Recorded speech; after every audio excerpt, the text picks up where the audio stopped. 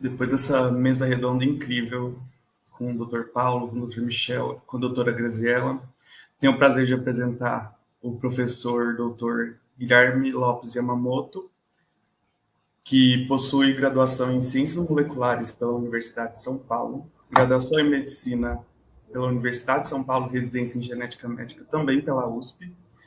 Ele possui doutorado com tema de aplicabilidade clínica na técnica de NGS, com enfoque em displasias esqueléticas, pelo Instituto da Criança e do Adolescente da Universidade de São Paulo, e pós-doutorado no Boston Children's Hospital, associado ao Medical Harvard School, na área de displasias esqueléticas. Atualmente ele é Head de Inovação Genômica e Bioinformática na DASA, coordenador de Bioinformática no Centro de Estudos de Genoma Humano e Células-Tronco da USP, e médico geneticista no Instituto da Criança e no Hospital da Faculdade de Medicina da USP. Muito obrigado pela presença, professor. Passo a palavra para você agora. Obrigado, Guilherme. É uma honra estar aqui. É uma honra, né, poder apresentar depois de uma mesa redonda tão interessante, tão importante. Tá? Trabalho muito em contato, né, com o professor Michel, conheço o Dr. Paulo, Grazi, acho que é sempre bom a gente conseguir compartilhar experiências. Tá? Então, eu vou falar um pouco com vocês sobre a aplicação de novas tecnologias. Tá? E aí eu aproveito esse primeiro slide para fazer alguns comentários, algumas propagandas, digamos assim. A gente teve ontem o Genomic Summit da DASA, onde eu apresentei parte dessa aula, e tem diversas outras aulas interessantes para quem quiser ver conhecimento. Se entrar no site do DASA Educa, vai conseguir pegar depois as palestras gravadas. A segunda propaganda, que ainda não consigo comprovar, né, não tenho certeza de que isso vai acontecer, mas provavelmente vão ser habilitados tanto residência em aconselhamento genético no Hospital das Clínicas da Faculdade de Medicina da Universidade de São Paulo, cuja coordenadora vai ser a professora Regina Mingroni, né, e a vice-coordenadora a doutora Débora Bertola, e para essa residência são 3 vagas, uma de biólogo, uma de biomédico, uma de enfermeiro, e a gente também está habilitando uma segunda residência multiprofissional, que é a de genômica, da qual eu sou o coordenador, e o professor Dr. Alexander Jorge é o vice-coordenador. A residência de genômica, então, acho que as duas residências vêm a calhar, porque elas entram em contato com o que foi comentado na sessão passada. São 3 vagas para aumentar a quantidade de aconselhamento genético no país, e são 3 vagas, no caso de genômica, uma de biólogo, uma de biomédico, uma de farmacêutico, para aumentar a quantidade de analistas, né, para fazer análise de testes genômicos, testes farmacogenômicos, que também é dos pilares que a UPA identificou de falta de profissionais treinados no nosso país. Tá? Então, fiquem atentos. Quem quiser ver mais conteúdo, vá no site do Azeduca. Quem tiver interesse de participar das residências multiprofissionais, são 2 anos, como já dito, 60 horas semanais, né, carga integral, provavelmente vai abrir aí o edital no final do ano para início em março. Tá? Os meus conflitos de interesse são os lugares que eu trabalho, que acabou cortando, eu sou também médico geneticista no Instituto da Criança, né, eu presto serviços para a DASA, né, para a DASA Genômica, como Head de Inovação Genômica e Bioinformática, ajudo também na parte deles de análise dos casos de exomas e testes germinativos, e eu trabalho já desde 2012 junto com o Centro de Estudos do Genoma Humano da USP, junto com a professora Maiana, a professora Maria Rita, agora também o professor Michel, a professora Maris. Tá? Então, o que eu queria mostrar para vocês, começando a aula em si, né? Acho que a gente primeiro sempre precisa dar um passo para trás, de lembrar primeiro o que é né? Quando a gente vai falar de um caso sem diagnóstico, um caso sem resolução, primeiro a gente precisa saber se é um caso de fato, né? E o que significa ser um caso, o que significa ser sem resolução e por que ele está sem resolução. Então, dando grandes passos para trás, né? Doença é um conceito, doença é um construto social. Tá? Então, doença não é uma definição parada no tempo. o que era considerado doença em outras sociedades não é considerado doença hoje, e o que é considerado doença hoje pode não ser considerado doença no futuro, né? Então, por isso, o que a gente consegue afirmar, né, do ponto de vista científico, é que nós temos traços que podem ou não ser considerados doenças, nós temos traços que podem vir basicamente de dois lugares, né? Ou ele vem do nosso conteúdo genético, e se ele vier do nosso conteúdo genético, a gente vai ter uma heredabilidade alta, uma heredabilidade de 100% se for 100% genético, ou ele vem do ambiente ao qual a gente está sendo exposto, ele vem das nossas escolhas, né, de vida, ele vem do que acontece ao nosso redor. Então, a heredabilidade vai ser menor. Um exemplo de heredabilidade praticamente zero, ou seja, um exemplo de que a sua genética quase não importa, é, por exemplo, ter sarampo, né? Então, sarampo é uma doença infecciosa em que você precisa ter contato com o vírus, né? E não existe quase que nenhuma marcação, quase que nenhuma variação genética que te previne do sarampo, né? Ele é um vírus extremamente virulento, assim, ele tem uma taxa de infecção e de doença, né? De morbidade alta, tá? E, portanto, a heredabilidade do sarampo é quase que zero, né? Ou eu entro em contato com sarampo e tenho sarampo, ou eu não entro em contato com sarampo, ou sou vacinado para sarampo e não tenho sarampo. Por outro lado, nós temos as doenças monogênicas, que são as doenças causadas por um gene só, ou traços que são causados apenas por genética, como por exemplo cor de olho, tá? Que é só a genética que importa. Então todo mundo sabe que se você quer que seu filho tenha, sei lá, um olho verde, não adianta você dar brócolis quando ele é criança, né? Que o que ele come, a cor do que ele come não vai mudar, né? Não vai ter um depósito de clorofila ou de que quer que seja na retina do olho, né? Então a pigmentação do olho é baseada em melanina e a quantidade de melanina ela é no olho extremamente determinada pela genética. Na pele já não, né? A gente sabe que na pele a quantidade de melanina ela também é determinada por exposição solar, etc, etc, tá? Então a gente pode ter variações no tom de pele de acordo no ambiente onde mora, e a gente praticamente não tem variações no cor de olho de acordo com o ambiente onde a gente mora, tá? E no meio do caminho ficam todas as doenças, né? Entre a herdabilidade das monogênicas, que é 100%, e a herdabilidade de sarampo, que é zero, ficam todas as doenças complexas ou multifatoriais, tá? Incluindo, né, riscos de câncer, como câncer de mama, câncer coloretal, tá? Incluindo doenças psiquiátricas, que muitas vezes são extremamente genéticas, né? Então, a gente sabe que muitas vezes pode ter alguns gatilhos de uso de psicotrópicos, mas a maioria das vezes tem um componente genético muito alto, e outros traços, como traços antropomórficos, né? Ou estatura, peso, tá? Uma coisa interessante é que o peso é extremamente genético, né? Embora na vida adulta, quem tem obesidade, a gente sempre quer fazer uma intervenção ambiental, uma intervenção de dieta, atividade física, etc.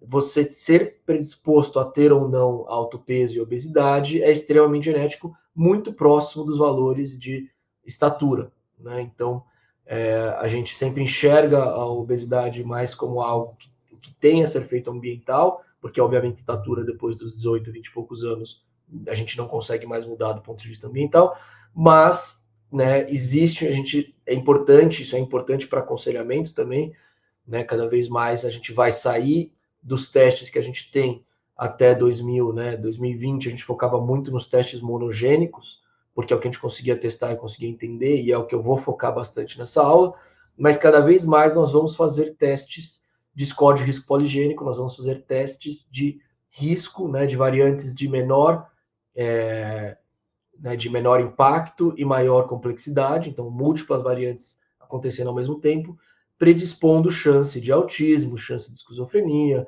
tá? Chance de depressão, de câncer de colo não hereditário monogênico, né? Então não BRCA1, BRCA2, então uma somatória de score de risco poligênico para câncer de mama, câncer de próstata, tá? E aí é interessante que alguns traços também, né, e vários deles, eles não são necessariamente iguais entre os dois sexos. Então, por exemplo, o risco de infarto, todo mundo sabe claramente, né, é maior existe um maior risco de infarto no masculino, né, principalmente por causa de hormônios, mas também por isso, no masculino, existe uma associação muito grande com o ambiente, então com você acumular ou não, né, dislipidemia, placa de colesterol, etc. Enquanto que, embora no feminino a incidência de infarto seja menor, quando uma mulher infarta, é que, em geral, ela tem mais fatores genéticos predisponentes. Então, no sexo feminino, o fator genético é mais determinante, né? Tem uma heredabilidade maior de risco de infarto na população feminina na população masculina. Tá? Em outros traços também, interessantemente, isso acontece. Aqui, como uma forma de brincadeira, todo mundo que é casado sabe que é muito mais fácil deixar o sexo masculino feliz com ações ambientais do que o sexo feminino. O sexo feminino é predisposto a ter, né, uma felicidade, ou reportar, pelo menos no formulário, se você é feliz ou não é feliz, mais uma predisposição mais genética. Então, né, quando vocês forem casar, olhem para sua sogra, para o seu sogro, e veja se eles reportam que eles são felizes, se você quer ter, né, uma esposa feliz. Né? Mas brincadeiras à parte, porque obviamente a heredabilidade e felicidade é menor de 50%, então isso é extremamente ambiental. Brincadeiras à parte, a gente tem, importantíssimo, de saber da onde está vindo o que a gente está chamando de doença, tá? E se aquilo que está vindo de doença é detectável pelo teste que a gente está fazendo. Então, se eu estou fazendo um teste errado para o fenótipo que eu quero detectar, para o traço que eu quero detectar, né? Ele vir negativo não significa necessariamente que a pessoa não tenha um risco genético, significa que eu não fiz o teste adequado. Então, principalmente, quando a gente tem um caso sem diagnóstico, né, a gente tem basicamente duas situações, né? Dá para agrupar em dois grupos, dois grandes grupos de situação. Ou eu não detectei a variante patogênica, tá? E aí aqui a gente pode ter algumas subdivisões. Então, eu não detectei a variante patogênica porque eu fiz um teste inadequado. Eu estou numa situação de um risco poligênico, de um risco multifatorial. Então, por exemplo, um autismo, né, um autismo sem comprometimento cognitivo, um autismo de alta, né, um autismo nível 1, etc, etc, em que a gente claramente vê, né, uma agregação em alguma família, mas cursando de uma maneira poligênica e não monogênica, tá? E aí eu faço para esse autismo um exoma, que é indicado do ponto de vista clínico. Todo autismo tem indicação de fazer exoma. Mas se eu tenho um autismo relativamente leve, cuja alta probabilidade é ser poligênico, e eu faço um sequenciamento de exoma que detecta principalmente os casos monogênicos, eu tenho menos de 10% de chance de fechar o diagnóstico com exoma, né? Então, na prática, eu preciso saber que eu vou ter 90% de exoma negativo se eu aplicar em todos os autismos, né, de grau leve, tá? Ou, às vezes, um outro subdivisão desse pilar de falta de detecção é que eu até fiz um teste relativamente adequado, mas a variante não se encontra no limite de detecção da técnica, né? Então, quer seja porque eu tenho, por exemplo, uma variante em mosaico, e eu preciso de uma alta cobertura, e eu fiz, por exemplo, um genoma completo, e genoma completo não tem alta cobertura. Quer seja porque a variante estava deep intrônica, estava bem, bem profundo no intron, e eu fiz um exoma que não tinha sondas para captura dessas variantes intrônicas ou intergênicas.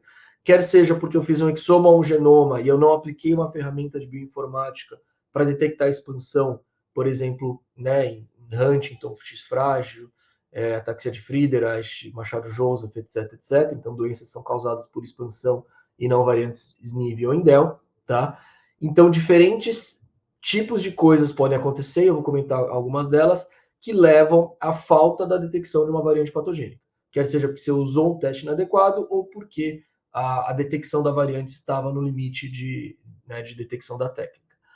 Agora, existe um outro grande pilar que também é necessário muita inovação e melhoramento, etc. E às vezes a gente não pensa tanto, a gente pensa mais, né, na sensibilidade de detectar ou não detectar variantes, mas existe um outro pilar que é o pilar de faltar evidências suficientes de critério de patogenicidade, e aí eu sobro com um caso com uma variante de significado incerto, então eu sobro com as famigeradas VUSes, né, e que ela continua sendo VUS porque eu não tenho critério suficiente, eu não tenho evidência suficiente biológica, né, de segregação familiar, tá, de modelo de de patogenicidade da variante, de perda de função, o que quer que seja, tá?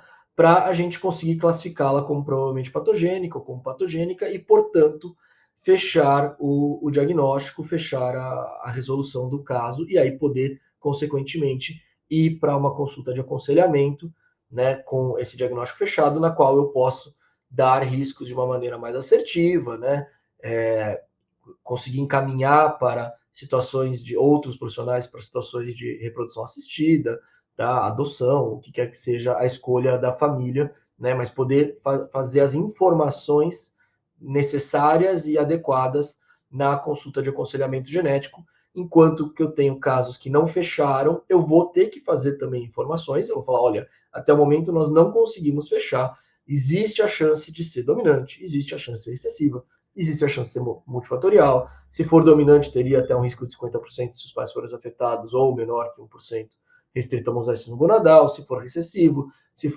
outro risco, se for, né, multifatorial, em torno de 5 a 10% de recorrência em familiar de primeiro grau, a depender dos nossos dados empíricos, né, de condição para condição, mas sempre que eu tenho que falar de diferentes possíveis mecanismos de herança, diferentes possíveis riscos de recorrência, né, diferentes possíveis estratégias de planejamento familiar, é muito mais difícil essa consulta, fica muito mais difícil o entendimento da família, fica isso tudo sempre mais fácil quando eu consigo fechar um diagnóstico, fechar uma resolução, e aí sim focar a informação que a gente vai passar no que pertence só àquela família e não a múltiplas possibilidades. Então, com isso, infelizmente, acho que aqui eu não vou conseguir clicar e aparecer. Então, tem alguns slides que vão ficar sobrepostos na apresentação original. Quando eu clicava, surgiam novos, que as coisas apareciam depois. Tá? Então, mas com isso, a gente, então, na parte de inovação em genômica, o nosso grande objetivo, né, quando a gente pensa em inovação, é melhorar inovação numa área de saúde, é melhorar a saúde da população brasileira. Tá? E com isso, a gente tem 3 grandes pilares, que são custo, tempo e qualidade. Sempre que a gente tenta diminuir o custo, a gente corre o risco de perder qualidade ou ser mais demorado, ou alargar o tempo. Sempre que a gente quer fazer mais rápido, que é importante para as famílias terem um resultado mais rápido, né? Principalmente em algumas situações, por exemplo, de câncer, tá? Ou situações em que erros inatos do metabolismo, que tem um tratamento, né? Situações que transplante de medula poderia curar a criança. Então, tem situações em que o tempo é crítico. Sempre que eu tento fazer mais rápido, muitas vezes pode aumentar o custo ou também impactar a qualidade. E sempre que eu tento aumentar a qualidade, ter mais cobertura, fazer mais testes, né, fazer mais de um teste para o mesmo caso, isso quase sempre aumenta custo e aumenta tempo. Então, o nosso grande desafio é buscar tecnologias, melhorar processos, para que a gente consiga, ao mesmo tempo, diminuir custo, diminuir tempo e aumentar a qualidade. Isso certamente é algo que a gente conseguiu fazer nos últimos anos, tá? Então, a gente tem uma mudança de 2012, mais ou menos, né, quando eu me formei médico geneticista até 2025, tá?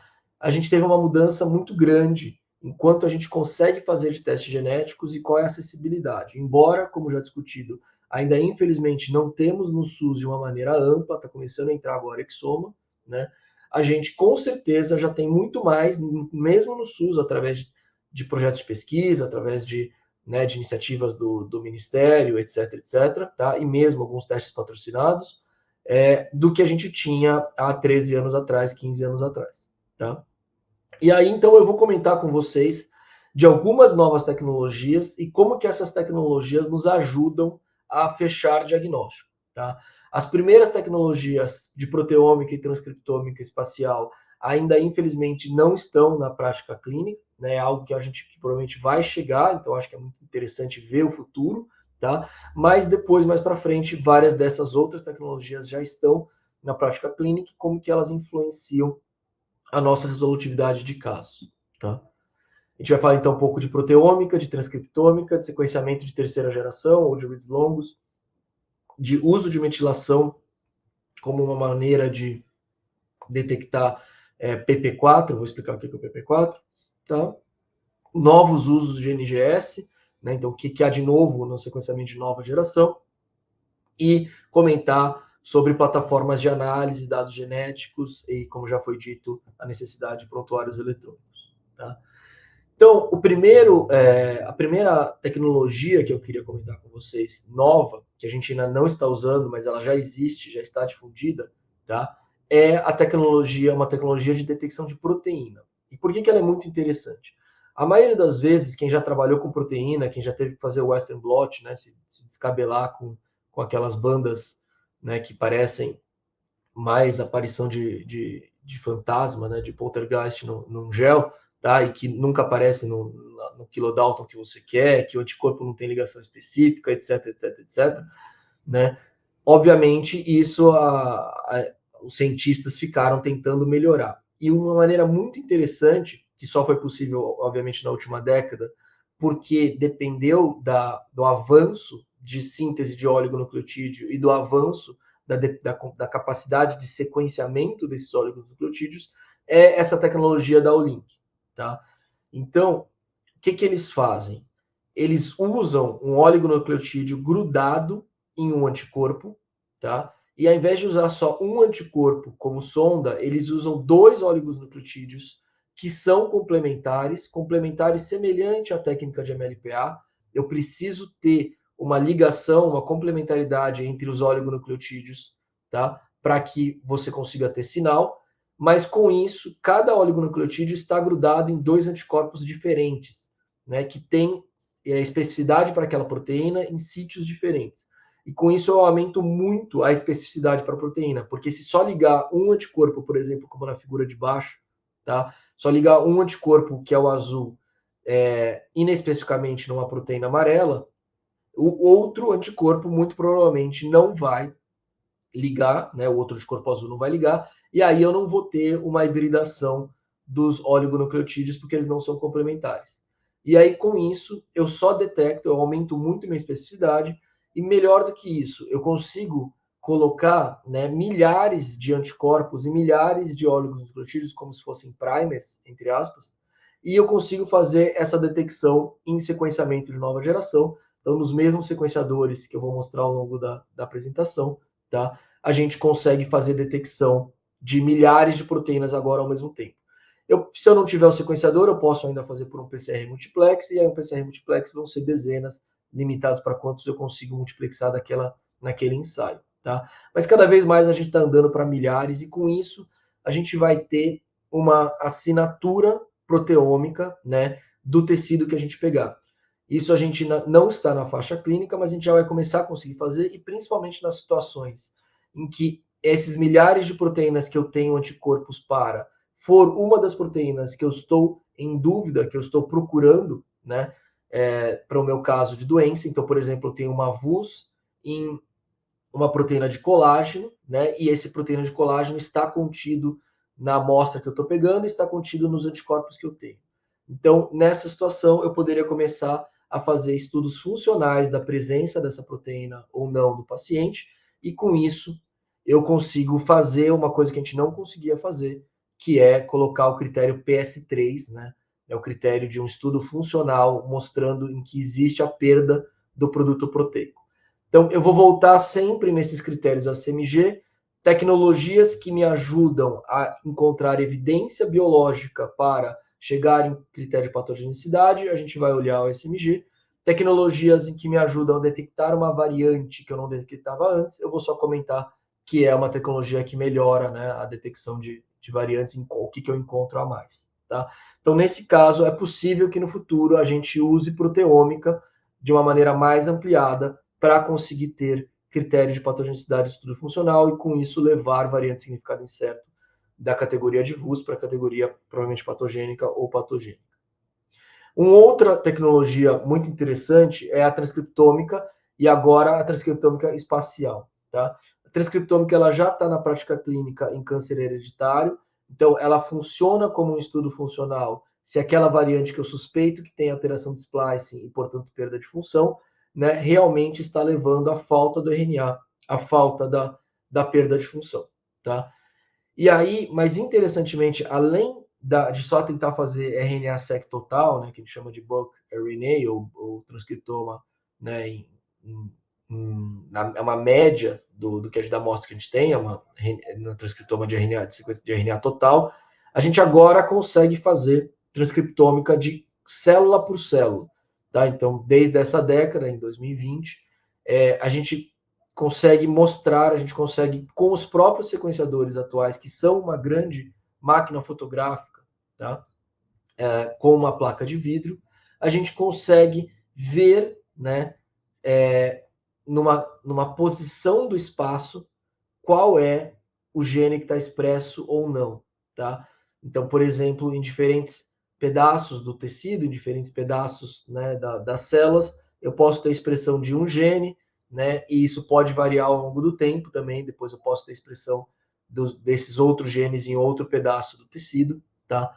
E isso depende basicamente de imagem e de NGS, tá? Então, aqui, acho que o vídeo não vai passar, tá? Mas com o próprio sequenciador que a gente já tem no laboratório, com a câmera fotográfica dele, só mudando a flow cell, mudando a placa de vidro, de uma placa de vidro, né, que é feita para grudar DNA, etc. A gente põe uma placa de vidro que permite que tenha uma lâmina de tecido, né, uma lâmina de células, tá? E aí nessa placa de vidro a gente faz um monte, né, então aqui um monte de etapas de preparação de biblioteca, jogar adaptadores, jogar né, reagentes que vão piscar com luz, para que aí a máquina fotográfica do sequenciador consiga detectar e aí levar a uma resolução, tá, de micrômetros, então levar a uma resolução de expressão de RNA célula a célula. Tá?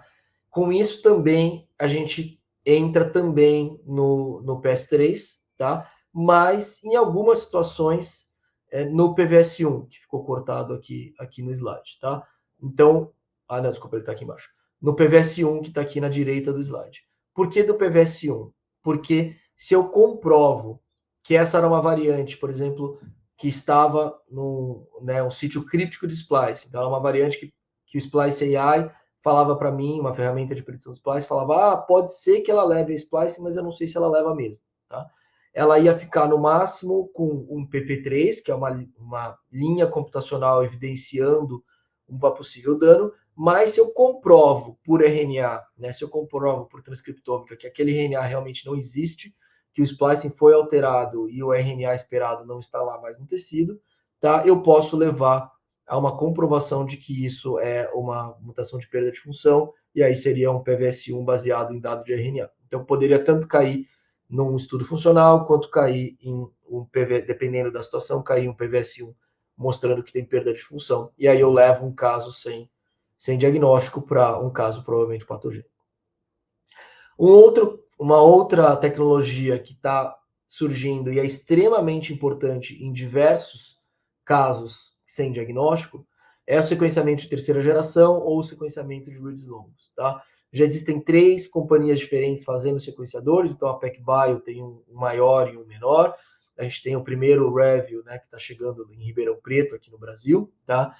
A Oxford Nanopore, que tem diferentes tamanhos, com diferentes flow cells. Nós temos um P2 Solar, nós temos essa caixinha aqui lá no Centro de Genoma Humano, nós estamos também já validando, tá? E a MDI agora também tem um muito semelhante ao do Oxford Nanopore, que promete ser de mesma qualidade e menor preço. Isso está entrando agora no mercado, né, e queremos testar também. E qual que é a grande vantagem do sequenciamento de reads longos ou sequenciamento de terceira geração? Então, vários casos atuais de exoma, quando são negativos, a gente está mandando para genoma completo, na esperança de que não pegou no exoma porque estava no intron ou na região intergênica e que aí pegaria no genoma completo. Tá? Isso pode acontecer em geral, menos de 3% dos casos, tá? Mas a maioria das vezes, o que não pegou no exoma não foi culpa de que não estava nos exons, né? A maioria das vezes, quando a gente não detectou uma doença que realmente era monogênica, era para ser genética, a gente não detectou muitas vezes por uma dificuldade técnica, tá? De variantes que estavam sim em regiões supostamente conhecidas, que deveriam estar sendo detectadas pelo exoma, mas que a gente não conseguiu detectar. E além disso, a outra vantagem Então, essas regiões, só para comentar, essas regiões difíceis, essas regiões que o exoma e nem o genoma de reads curtos detecta, são, por exemplo, regiões com alta homologia, então, variantes em SMN1, né, SMN2, tá? HBA, tá? Tem HBA1, HBA2, tem diversos exemplos de locais associados a doenças relativamente comuns, né, obviamente, dentro das doenças raras, nenhuma delas é comum, mas são muito prevalentes, são doenças que dentro das raras elas aparecem com frequência. Então, por exemplo, a AEP, né, associado a SMN1, ou talassemia, associado a HbA1, HbA2, ou outras regiões que, por exemplo, têm um conteúdo de GC alto. Um dos exemplos é o GNRMRP, associado a uma distrofia de retina ligada ao X. Mas além da gente detectar, então, com essa nova tecnologia, detectar variantes que a gente não detectava, a gente também consegue, agora com essas tecnologias, detectar se o C está metilado ou não, tá? E com isso é super interessante, porque agora, possivelmente, ao invés de ter que fazer 2 testes, um de sequenciamento, outro de metilação, que eu vou mostrar mais para frente, nos slides, com um único teste eu conseguiria detectar tanto as coisas de sequência quanto as coisas de metilação. A grande ainda desvantagem dessa tecnologia é que para SNV, né, Indel, para variantes pequenas, ainda não tem a mesma qualidade das tecnologias de sequenciamento de reads curtos. Então, possivelmente, por algum tempo, a gente não vai fazer uma mistura de diferentes técnicas para detectar o que a gente não conseguiu pegar de uma por outra e vice-versa. A respeito de metilação em si, né, a gente tem, eu quero mostrar para vocês 3 usos. Um deles eu não vou me estender, porque a doutora Ana Paniza com certeza vai falar na próxima aula, tá? Que é o uso de array para detecção de perfil de metilação de sarcomas e de tumores do sistema nervoso central. Isso é feito junto com o time lá da Alemanha, e agora tem uma empresa chamada Epignostics. Mas essa parte é uma parte de uso de novas tecnologias em testes somáticos, que é o tema da próxima palestra. Agora, do ponto de vista de teste clínico, né, nós temos um avanço muito interessante, muito importante nesse último ano, que é um grupo do Canadá que conseguiu usar inteligência artificial, clusterização de múltiplos casos, né, comparação de casos e controles, tá? E criou um teste chamado EpiSign, que consegue detectar tanto doenças de imprint, né, que são aquelas metilações que acontecem na gametogênese e na formação do embrião, quanto doenças, outras doenças genéticas que causam uma cicatriz de metilação. Então, da mesma maneira que eu posso ter uma cicatriz de proteína, eu posso ter uma cicatriz de metilação. Uma doença grave, multissistêmica, que acomete, né, que muda muito a minha expressão gênica, que acomete diferentes órgãos e sistemas, ela em geral vai sobrar com diferentes genes ativados e inativados, com diferentes promotores e padrões de metilação. Isso, por exemplo, então aqui do lado é a síndrome de Sotos, que é uma doença que é tratada por médico geneticista, mas pode ter um componente de atraso cognitivo, então pode cair no neurologista. Ela tem um crescimento acelerado na infância, pode cair no endocrinologista, tá? E aí, então, se a gente tem, por exemplo, um exoma, né, 2 exomas de 2 crianças, são as vermelhinhas aqui, com uma variante significado indeterminado no gene NSD1, que é o principal gene para a síndrome de Sotos, tá? E eu não sei se aquela variante NSD1 está causando Sotos ou não está causando Sotos, porque eu não consegui ter certeza do ponto de vista fenotípico se eu classificaria ele como Sotos ou não, né? Eu posso usar o EpiSign, e aí ele serve como um classificador de assinatura, né, de cicatriz de metilação. E aí, por exemplo, um dos casos caiu junto com os verdinhos, então caiu nos controles, enquanto que o outro dos casos caiu junto com os azuisinhos, que são os casos. Então, com isso, 2 exomas negativos para Sotos, né, de incertos, né, de VUS para Sotos, transforma em um que é negativo para Sotos e um que é positivo para Sotos. Então, eu fecho o diagnóstico em um dos casos, e no outro caso, querendo ou não, eu tenho uma resolutividade, ele sai de uma região de incerta e vai para uma região que para Sotos é provavelmente benigna. O mais interessante dessa parte de cicatriz é que isso não está sendo aplicado só para as doenças que são genéticas, porque como é uma cicatriz, ela pode ser uma cicatriz, inclusive, de injúrias ambientais. Então, já existem artigos e apresentações mostrando que isso é aplicável para a constelação de malformação. Então, por exemplo, Vacter, né, Associação Vacter, Associação OAV, que são associações não causadas por variantes, por mutações genéticas, são provavelmente disrupções fetais. Isso pode detectar uso de valproato fetal, isso pode detectar uso de álcool durante a gestação, uso de álcool, síndrome alcoólica fetal. É a primeira vez que a gente tem um teste que consegue detectar injúrias no embrião, né, que são ambientais e que de outra maneira a gente não teria como detectar, né, porque não sobra nenhuma marcação no DNA, a não ser essa metilação, que não é uma mutação. E, portanto, onde que a gente usa o EpiSign, né? Qual é o critério que o EpiSign ganha para a gente poder resolver o caso? Então, interessantemente, o EpiSign parece ser um teste funcional, mas ele só é um teste funcional, de fato, para as doenças de imprinting, na qual você está buscando se tem metilação no centro de imprinting específico. Na maioria das outras doenças, que são as que eu estou procurando uma cicatriz, é como se eu estivesse procurando um gestalt, como se eu estivesse procurando se aquela face é compatível com aquela síndrome. Então, com isso, o EpiSign, como uso de cicatriz de metilação, ele é aplicado como se fosse um PP4. Então, existe um fenótipo, existe uma cicatriz muito específica para aquela doença, e aí, por isso, o PP4 aqui ele pode ser aplicado até de uma força até forte, tá? E o EpiSign é um dos que pode, um EpiSign de alta especificidade, né? Então, por exemplo, esse aqui em que o SOTUS aparece com uma alta chance em relação aos outros, ele pode ser aplicado como PP4 forte e por isso levar um teste de VUS para provavelmente patogênico. Interessantemente, tem muita gente usando, esse aqui ainda é pré-clínico, então tem 1, 2, 3, 4, 5, pelo menos 5, né, tem muito mais, pelo menos 5 empresas vendendo na internet testes de metilação para relógio biológico ou wellness, tá? Isso ainda é pré-clínico, as pessoas estão vendendo, né, ficam anunciando, que apareceram em diversos jornais, revistas, etc. Tá? Um monte de figuras bonitas, geradas por inteligência artificial, etc, etc. Tá? Mas ainda não existe evidência suficiente para o uso clínico. No entanto, a própria Nature Reviews, tá, agora nesse ano, fez uma revisão dessa metodologia de usar a metilação como um proxy, né, como uma avaliação de relógio biológico, tá? Então, do nosso relógio de envelhecimento celular. E isso funciona, tá? E isso vai ser no futuro utilizado para, por exemplo, eu mudar uma estratégia de vida ou ver se tem algum tratamento de regeneração, né? E tratamento celular, o que quer que seja, que esteja realmente melhorando o meu relógio biológico. Então, tanto metilação quanto comprimento de telômeros estão sendo usados para essas questões de relógio biológico, tá?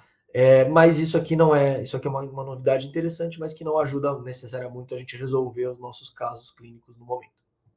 E o que a gente tem de novo em sequenciamento de nova geração? Semana passada, tá? 2 semanas atrás, agora praticamente, o Instituto da Broad, que é o Instituto de Genômica da Harvard, junto com o MIT lá em Boston, eles publicaram de novo que bateram o recorde de fazer o sequenciamento de genoma completo mais rápido, vindo desde ter o DNA até chegar no relatório. Então, em 4 horas, eles pegaram o DNA e entregaram o relatório fazendo o sequenciamento, e isso eles fizeram também usando um novo sequenciador da Roche, que tem uma tecnologia que chama SBX, mas que esse sequenciador ainda não está disponível para venda, ele vai ficar disponível só no ano que vem, provavelmente no meio do ano que vem, no hemisfério norte, e a gente ainda não sabe quando que eles vão vender aqui no hemisfério sul. No entanto, embora esse sequenciamento novo seja muito útil para bater recorde, né, a verdade é que os sequenciadores atuais eles já fazem 7 terabases por dia, que dão equivalentes a 15 genomas por dia, em que eu não consigo entregar um relatório em 24 horas, porque ele está lá 24 horas sequenciando, mas em termos de escala populacional, é como se eu conseguisse sequenciar um genoma a cada mais ou menos 2 horas. Né? Então, se eu coloco tudo isso em paralelo, né, embora eu não entregue um genoma a cada 4 horas, como foi o recorde do slide anterior, eu entrego 15 genomas eu conseguiria entregar 15 genomas em 2 dias, mais ou menos, tá? O que daria uma média para a sociedade, uma média de um genoma a cada 4 horas. A grande dificuldade aqui não é mais o sequenciador, não é mais o tempo que demora para o sequenciador fazer a sequência, o sequenciamento. A grande dificuldade aqui é pegar o sangue do paciente, levar isso num tubo, extrair o DNA já foi feito o preparo de biblioteca imediatamente, né? Do preparo de biblioteca, o sequenciador está pronto, parado, lavado para entrar em sequenciamento. Do sequenciamento, o time de bioinformática conseguir fazer o processamento. Quanto mais rápido eu quero que a bioinformática seja processada, mais caro é. Então, em geral, a gente usa instâncias preemptivas e não, né, instâncias quentes que gastam muito dinheiro. E aí, depois, obviamente, o time de análise precisa lá estar esperando chegar esse caso, e os analistas, embora trabalhem, sei lá, 18 horas por dia, não dá para eles trabalharem 24 horas por dia, né? Então, eles não ficam esperando um caso chegar para resolver o mais rápido possível, que é o que aconteceu aqui no Record, né? Então, com isso, hoje, a maioria dos laboratórios entregam os testes em torno de um mês, de 30 dias, até todo esse processo acontecer, mas é possível entregar em torno de 5 a 7 dias, né, que já é um tempo muito bom para a maioria das necessidades clínicas, né? E aí a outra coisa interessante do ponto de vista de inovação tecnológica é que quanto mais o tempo passa, né? Então a gente compra um sequenciador que faz um genoma a cada 2 horas, e aí o pessoal lança um sequenciador que faz um genoma a cada 1 hora, né? Até cabe no espaço menor no laboratório, e ao invés de fazer 7 teras por dia, faz 14 teras por dia, mais ou menos. Então faz o dobro, né? Com a mesma qualidade do sequenciamento anterior. Então, obviamente, os engenheiros também estão trabalhando, tá? Para isso ser mais rápido, né? Para isso ser mais barato, tá? E querendo ou não, mais rápido e mais barato é um grande fator da gente resolver casos sem diagnóstico, tá? Porque muitas vezes os casos sem diagnósticos não são porque fez um teste e não encontrou o resultado do teste, né? Muitos dos nossos casos sem diagnósticos, como comentado na palestra anterior, são porque ainda não conseguiram ter acesso ao teste, tá? Então, uma das grandes também inovações e melhoria, né, da gente conseguir ter resolução de caso é fazer o teste genético no caso, tá? Então, e aí, se a gente consegue fazer mais rápido e mais barato, a gente consegue oferecer para mais gente, tá? Além da parte do avanço na engenharia em si, né, e na quantidade de sequências e custos que a gente faz, tá? A gente teve também ao longo desses anos um grande avanço, tá, nas ferramentas de bioinformática e nos kits de preparo de biblioteca e de captura, então nos kits, né, de reagentes que a gente chama de wet lab, e nos softwares de bioinformática que a gente chama de dry lab, tá? Então, o laboratório molhado melhorou muito e o laboratório seco melhorou muito, tá?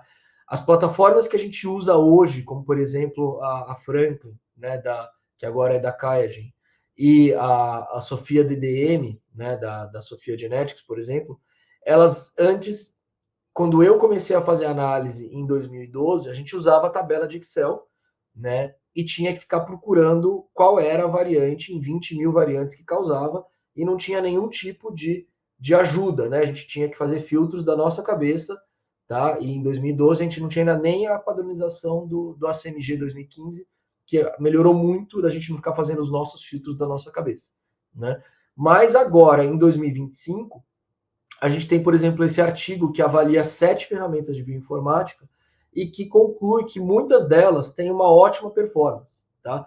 Inclusive com colocar dentro dos top 1, top 5, top 15, colocar dentro da primeira linha, da primeira página, né, de variantes, então priorizar as variantes utilizando inteligência artificial e critérios biológicos, obviamente, tá?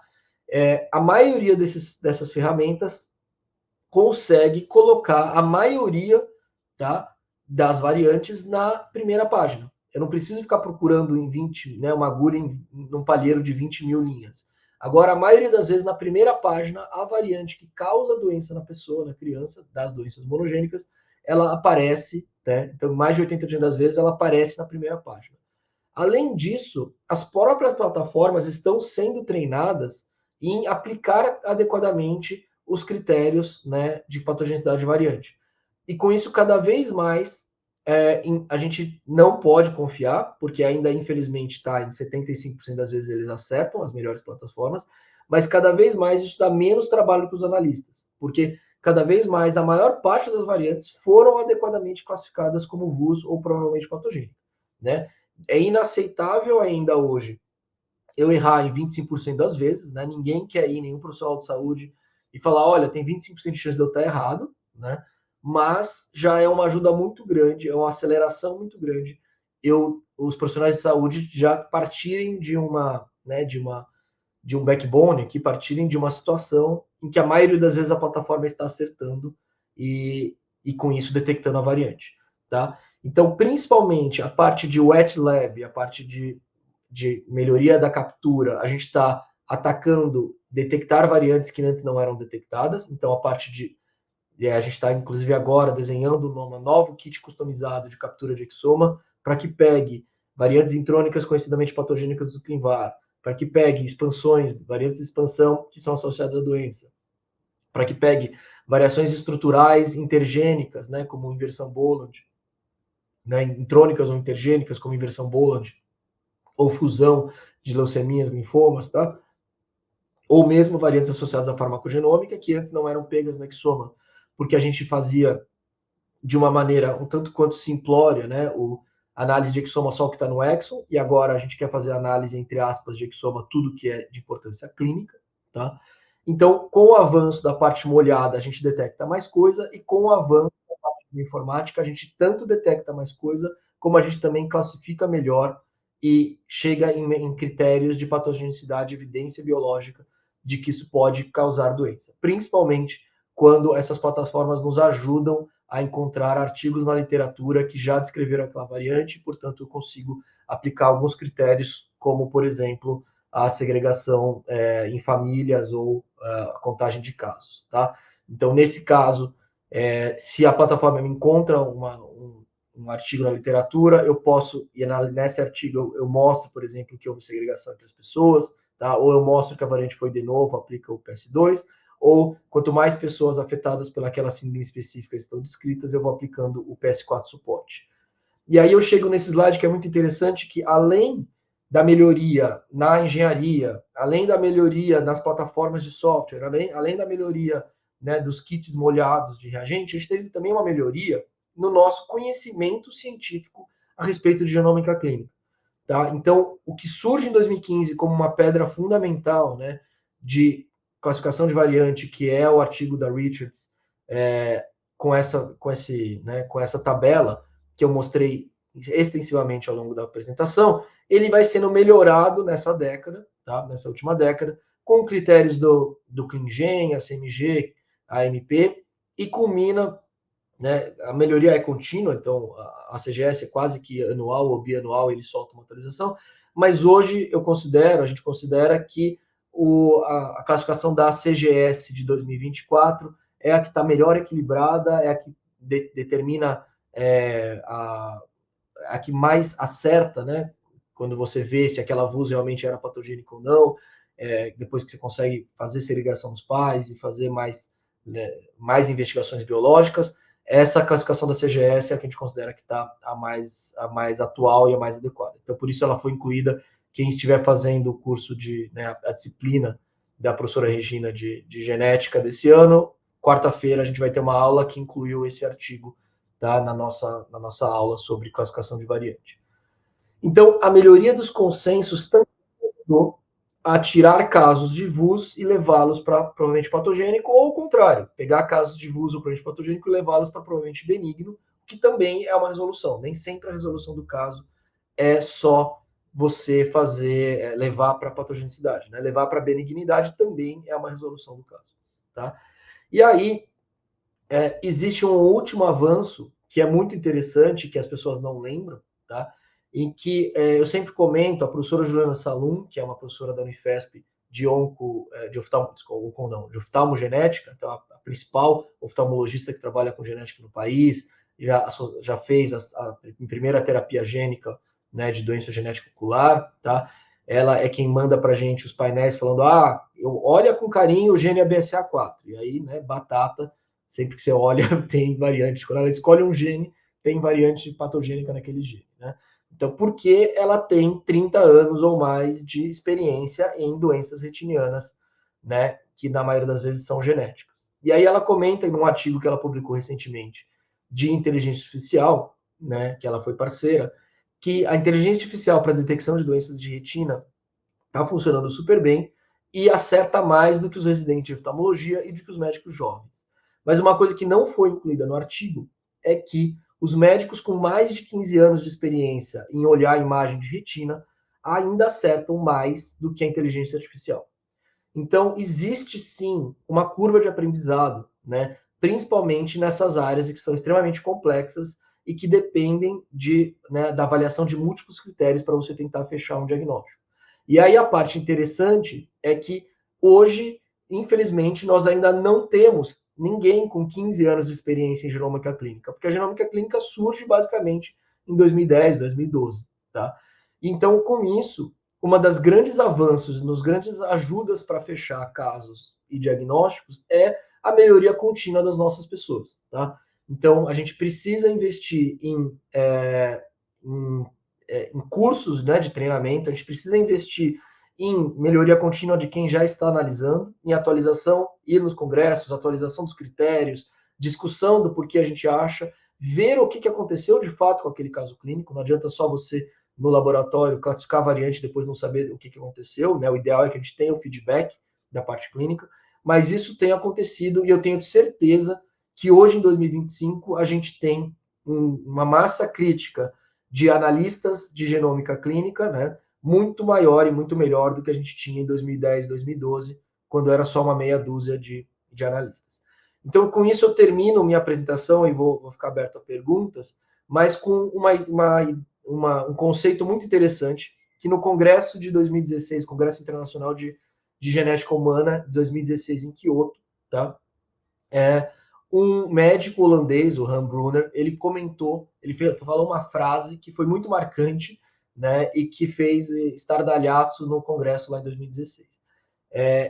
A gente tinha começado a genômica clínica, né, então 2016 é o início, quando começam a ter os testes de exoma disponíveis na prática clínica, e ele começa a comparar a performance dele mesmo, né, e dos colegas médicos geneticistas, do que eles achavam. Eu acho que isso é síndrome de Sotos, eu acho que isso é Kabuki, eu acho que isso é Cornélio de Lange, né, Van Malderguin. Então, um monte de nomes e um monte de gestaltes e de critérios para a gente falar o que era uma síndrome genética. E aí surge o exoma, e o exoma acaba com tudo isso, né? O exoma performa muito melhor, e ele define, e aí na hora que o exoma mostra tem uma variante patogênica neste gene, e isso na verdade é Van Malderguin e não, sei lá, Sotos, você olha de novo para o caso e fala, nossa, é verdade. Isso era Van Malderguin. Então, olhando agora em retrospecto, quando eu tenho a dica molecular, eu consigo falar que é. E com isso, então, não, desculpa, aqui era só um slide mostrando que a melhoria das pessoas melhora todos os critérios, né? Então, quando os analistas melhoram sua habilidade de análise, ele melhora o uso de todas as casinhas. Então, é a melhoria mais potente que a gente tem no sistema, é melhorar os nossos analistas, tá? Mas voltando à história do holandês, do Han Brunner, quando a gente ele falou lá em 2016, doctors are great, exomes are better, tá? E aí, então, na hora que ele fala isso, ele é médico também, é um balde de água fria, né, para a comunidade de genética, da genética médica, que passou décadas tentando aprender e classificar síndromes. Mas, obviamente, depois de 10 anos, a gente sabe que muitas vezes uma mutação encontrada no exoma é misleading, né? Ela leva para um caminho errado, tem que tomar muito cuidado. E por isso, então, eu comento sempre com as pessoas que certamente os médicos trabalhando junto com o exoma são muito melhores do que o exoma sozinho ou do que os médicos sozinhos. Então, muito obrigado, e a gente tem, acho que, pelo menos uns 5 minutos de tempo para perguntas. Muito obrigado pela aula, Dr. Guilherme. Realmente foi incrível. Um comentário pessoal meu, eu adorei como você relacionou as novas tecnologias com os critérios da SMG. É bem interessante ver como isso se faz presente na prática mesmo com o paciente. E a gente tem algumas perguntas do chat. A Caroline quer saber qual tecnologia de análise você vê como a mais promissora para a resolução de casos complexos. Tá. Fazendo uma brincadeira com meus últimos slides, a melhor tecnologia são as melhores pessoas, tá? Então, certamente os analistas mais experientes, mais bem treinados, mais cuidadosos, resolvem mais casos complexos do que quando você está tendo que fazer na correria ou analistas menos experientes. Dito isto, né, eu acho que ela está perguntando qual plataforma que ajuda mais os analistas, quer eles sejam experientes ou não experientes, né? São múltiplas plataformas, tá? Hoje eu particularmente vejo para análise germinativa, tá? A plataforma da Franklin como a plataforma que está mais avançada. Então, ela já detecta a região de homozigose, que a Imagine e a Sofia ainda não está detectando, tá? Ela vê já a heterozigose composta, tanto entre variantes SNV quanto variantes de eleição. Então, tem várias coisas complexas que não vai dar tempo de falar todas aqui, mas que eu considero que a Franklin é uma das plataformas que hoje está mais avançada. Existem outras plataformas, inclusive menos conhecidas, como uma italiana chamada Ivai, que performa muito bem também, tá? E, obviamente, tanto a Illumina com a Imagine, tanto a Sofia com a DDM, tanto algumas nossas, como o Varsomics, né, brasileiras, elas funcionam bem, elas não funcionam mal, tá? A dificuldade é que precisa de desenvolvedor, é um esforço imenso, né? Essa melhoria contínua. Cada hora é um tipo de critério, cada hora é um tipo de coisa que você quer ver. Aí eu quero região de homozigose para ver dissomínio parental, né? Que é uma coisa rara, mas que a gente percebeu que são 4 casos em 5 mil, mais ou menos. A gente conseguiu detectar 4 casos de dissomínio parental em 5 mil que passaram no laboratório. Então você fala, mas isso é menos que 1%, tá? Mas para essas 4 famílias, né? Na verdade, dessas 4, uma a gente tinha pegado na análise normal, mas 3 a gente não tinha. Então eram diabetes neonatais e tal. Então, para essas 3 famílias, é a diferença entre não ter o diagnóstico ou ter, né? Então, embora elas não querem saber se elas são menos de 1%, né? No mundo de doença rara, todas as famílias querem elas serem 100%, né? Então, enquanto que para somático tem uma variabilidade, acho que até pode ser refeita a pergunta para a doutora Ana Paniza, mas tanto a QIAGEN com o QCI e a própria Sofia DDM tem diversas plataformas somáticas muito, muito fortes, né? Eu fico mais na parte do germinativo. Hoje, a minha recomendação, que é o que eu tenho feito, ou tentar utilizar a plataforma Franklin, ou fazer um acordo, isso a gente tem feito também, fazer um acordo com outras plataformas, por exemplo, o Imagine da Illumina ou DDM da Sofia, para melhoria dessas plataformas, né? E aí também em algumas situações, se você tem uma plataforma que está disposto a te ajudar e fazer ajustes, customização para os seus casos, para a sua melhoria, às vezes ela até pode performar melhor do que uma plataforma que, a princípio, está mais avançada, mas que não consegue fazer a customização para os seus casos específicos. Perfeito. A Caroline também perguntou, na sua perspectiva, atuando no mercado diagnóstico privado, qual a vazão desses testes para a população, já que exigem uma complexidade e uma burocracia de cobertura dos planos de saúde?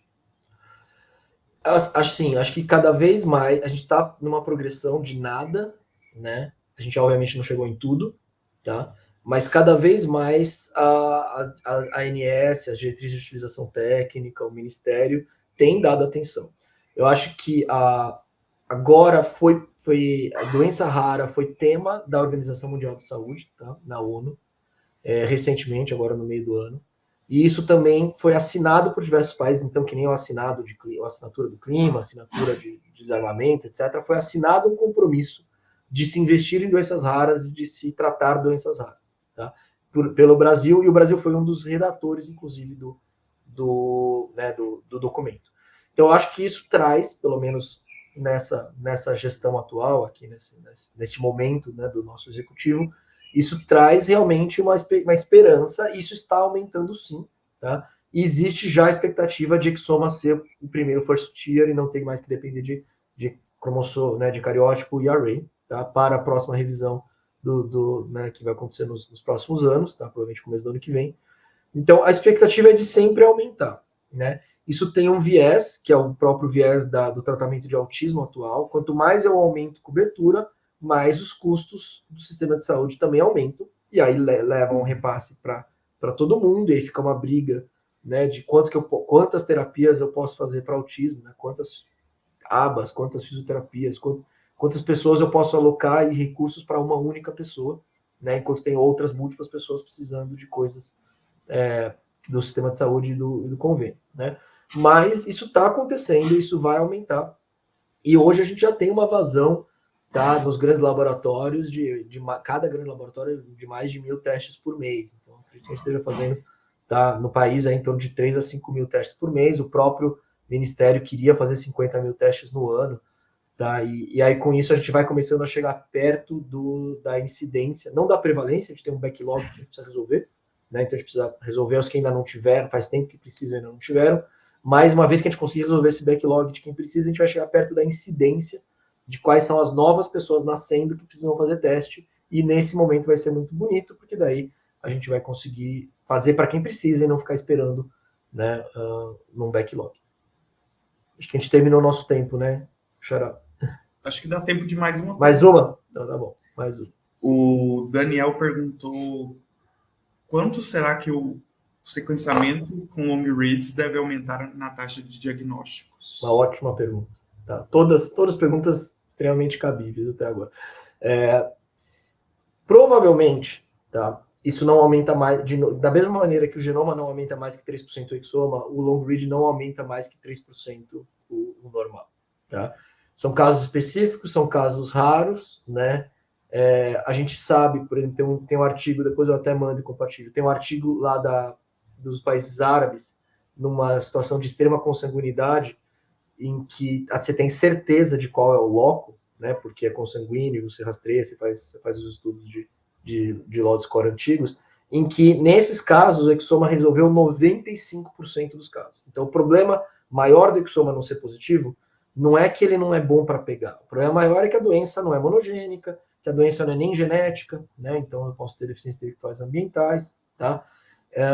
Então, quando eu tenho certeza que é autossômico recessivo e sei qual que é o loco que eu tenho que procurar, o exoma resolve 95%. Então, sobram esses 5% aí para serem resolvidos por outras metodologias, por genoma completo, por long read. Tá? Então, eu imagino que todas essas outras tecnologias resolvem em torno de 5% das doenças genéticas.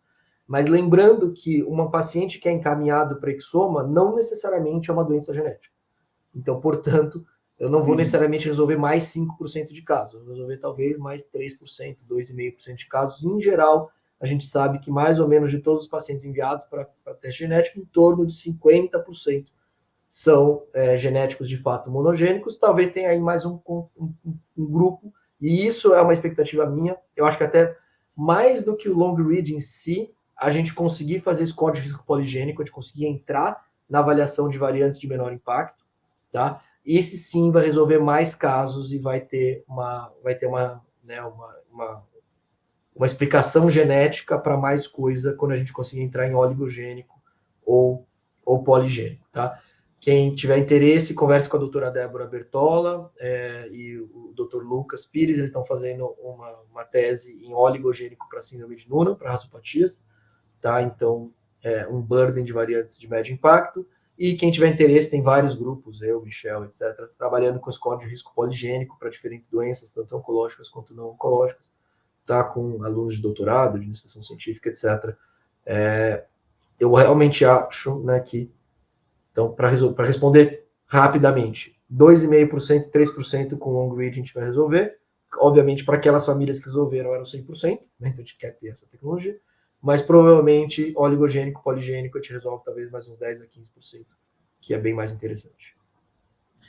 Perfeito, professor. Existem outras perguntas, mas a gente encaminha por e-mail para que possam ser respondidas. Muito obrigado pela sua palestra, foi incrível e agradecemos em nome de toda a comissão pela sua participação. Muito obrigado e até a próxima oportunidade.